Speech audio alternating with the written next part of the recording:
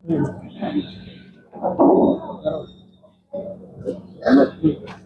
आज आपण जिल्हा परिषदेचा अर्थसंकल्प सादर केला। या अर्थसंकल्पात काय नाविन्यपूर्ण योजना असणार आहे आणि कसा हा अर्थसंकल्प ग्रामीण भागातील लोकांसाठी आहे?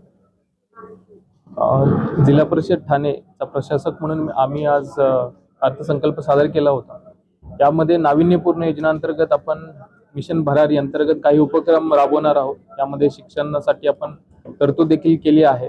त्याचबरोबर किशोरवयीन मुलींसाठी आपण पिंक रूम साठी तरतूद केली आहे। त्याचबरोबर पशुसंवर्धन विभागांतर्गत गाव तिथे खोडा ही देखील योजना आपण नाविन्यपूर्ण स्वरूपात राबवत आहोत।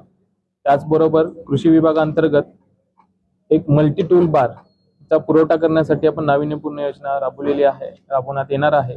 त्याचबरोबर विद्यार्थ्यांच्या सर्वांगीण सुरक्षेसाठी सीसीटीव्ही असतील, मुलींच्या सुरक्षिततेसाठी देखील आपण पिंक रूम असेल, यासारख्या विविध योजना आपण यावर्षी जिल्हा परिषदेच्या स्वनिधीतून प्रपोज केलेल्या आहेत। एकूण किती कोटीचा अर्थसंकल्प आहे आणि उत्पन्न वाढीसाठी तुम्ही काय योजना राबवता? एकूण 116.99 कोटीचा अर्थसंकल्प आज सादर केला आहे। उत्पन्न वाढीसाठी आपण मगाशी सांगितल्याप्रमाणे जिल्हा परिषदेच्या ज्या स्थावर मालमत्ता आहेत याच्यातून आपल्याला काय उत्पन्न वाढवता येतं का, यासाठी आपण एक प्रस्ताव तयार करत आहोत। यातूनच आपल्या जिल्हा परिषद मध्ये उत्पन्न वाढीसाठी एक प्लॅटफॉर्म आपल्याला मिळेल। शेतकऱ्यांसाठी कृषी विभागांतर्गत 3.74 कोटीची तरतूद केलेली आहे। यामध्ये वैयक्तिक लाभाची योजना आहेत। त्याचबरोबर काही पारंपरिक पद्धतीने जसं आपला कोलम वाडा असेल, यासारख्या राईसच्या ज्या स्पेसीज असतात यांच्यासाठी यांचं संवर्धन करण्यासाठी देखील आपण प्रयत्न केलेले आहेत। कृषी विभागांतर्गत मल्टी टूल बार ही जी नाविन्यपूर्ण योजना आपण यावर्षी प्रपोज केली आहे। याचबरोबर वैयक्तिक लाभाचे जसं काटेरी तार असेल, एचडीपी अस्तरीकरण असेल, यासारख्या योजना देखील आपण जिल्हा परिषद सेस मधून घेतल्या। साधारण आपल्या जेडपीच्या अशा किती वस्तू असतील ज्या भाडेतत्त्वावर देता येतील? याच्याबद्दल एक्झॅक्टली मला आयडिया नाही। जे आपले ग्राउंड्स असतील त्यांनाच आपण म्हणतो की त्याचं भाडेतत्वाचा एक धोरण आपण तयार करू, कारण सगळ्यांसाठीच एक लागू राहील ते। यामध्ये जिल्हा परिषदेचे एक गेस्ट हाऊस असेल, जिल्हा परिषदचे ग्राउंड असतील, जे काय आपण विविध योजनाच्या मेळाव्यासाठी किंवा कार्यक्रमासाठी देत असतो, याच्यातूनच आपण शुल्क प्राप्तीसाठीचा प्रयत्न करतो। यावर्षी शिक्षणात एआयचा उपयोग चांगल्या प्रकारे केला होता, तर यावर्षी काय वेगळं आणखी काही करणार आहात? यामध्ये आपण गुणवत्तापूर्ण शिक्षणावर भर देतोय। मागच्या वर्षी आपण तरतूद केली होती 10 कोटीची जी फिजिकल इन्फ्रास्ट्रक्चर क्रिएट करण्यासाठी। यावेळी आपण जे सॉफ्ट इन्फ्रास्ट्रक्चर असते, जे गुणवत्ता आहे, याच्यावर भर देतोय।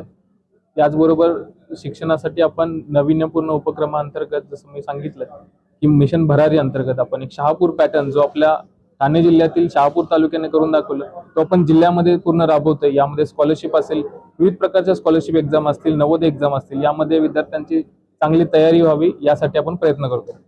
डिजिटल शाळेचं असेंब्लीमध्ये सुरुवात झाली होती पहिल्या दिवशी। डिजिटल शाळा अंतर्गत आपण डीपीसी मधून देखील इंटरॅक्टिव्ह पॅनल्स असतील, VR सेट्स असतील, यांची तरतूद केलेली आहे। आपण यातून देखील जिल्हा परिषद सेस मधून देखील काही इक्विपमेंट्स आपण घेतोय। आपल्या जिल्हा परिषद शाळांना एक चांगलं प्लॅटफॉर्म बनवून देण्याचा प्रयत्न करतोय। जसं प्रायव्हेट शाळांमध्ये असतं तसं त्याच प्रमाणात आपल्या मुलांना देखील उत्कृष्ट सुविधा मिळाव्यात यासाठी जिल्हा परिषद कटिबद्ध आहे। शेतकऱ्यांसाठी असा शेतीचा प्रोत्साहन करण्यासाठी केंद्राने शासन दिलं, ते कुठपर्यंत गेलेलं आहे आणि किती वाढणार? केंद्राची योजना तर आपण राबवतच आहोत। जिल्हा परिषद असेल, जिल्हा परिषदचा कृषी विभाग असेल किंवा स्टेटचा कृषी विभाग असेल, विविध शासनाच्या योजना असतील त्या राबवतच आहोत। पण आम्ही यातून ज्या पारंपरिक पद्धतीने जे जसं मी स्पेसेस सांगितले, जिनी भात असेल, यासाठी देखील आपण प्रयत्न करतोय की याचं संवर्धन व्हावं।